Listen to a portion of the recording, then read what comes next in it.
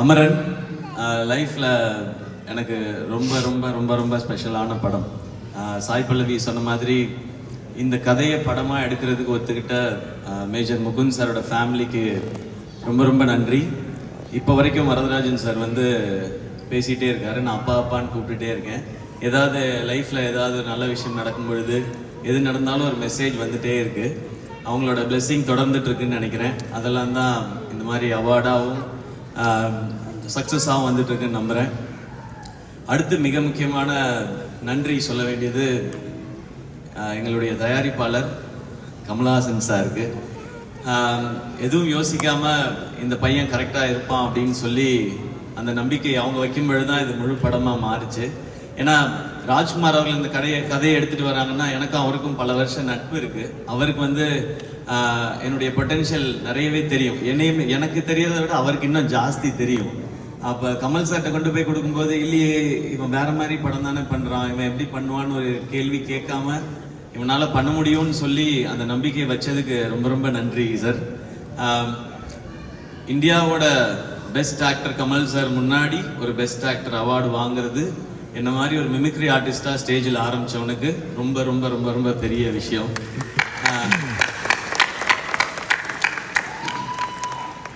இந்த படம் ராஜ்குமார் அவர்களுடைய ஒரு 5 வருஷம் அவருடைய தவம் தான் சொல்லணும். ரங்குன்னு ஒரு படம் பண்ணதுக்கப்புறம் இப்படி ஒரு கதையை எடுத்து அது எவ்வளவு சின்சியராக சொல்லணுமோ அவ்வளோ உழைச்சாரு. அவர் கதை சொல்லும்போது எனக்கு என்ன ஸ்ட்ரென்த்துன்னு நான் நம்புறேனோ, எனக்கு என்ன வருமோ அது எதுவுமே அந்த கதையில் இல்லை. ஒன்னே ஒன்று இருந்தது, மொத்தமாக ஒரு உண்மை மட்டும் இருந்தது.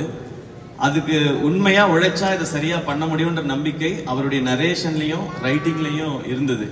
நான் ட்ரைனிங் எடுத்தது அந்த எஃபர்ட் தவிர நான் வேற எதுவும்லாம் பெருசாக யோசிக்கல பண்ணல. நான் ரொம்ப ஜாலியாக தான் இருப்பேன் ஷூட்டிங் ஸ்பாட்டில். அங்கே போனவுடனே அவர் எழுதியிருப்பாரு, அதை உணர்ந்தா போதுமானதாக இருந்துச்சு. அதை நான் நடிக்கணும்னு நினைக்கவே இல்லை. அதுக்கு முழு காரணம் ராஜ்குமார் பெரியசாமி அவர்கள். Thank you so much director sir. நானும் அவரும் டெலிவிஷன் ஷோ ஒர்க் பண்ணியிருக்கோம். எப்படி சாய் பல்லவி அவங்களும் ஒர்க் பண்ணாங்களோ அது மாதிரி.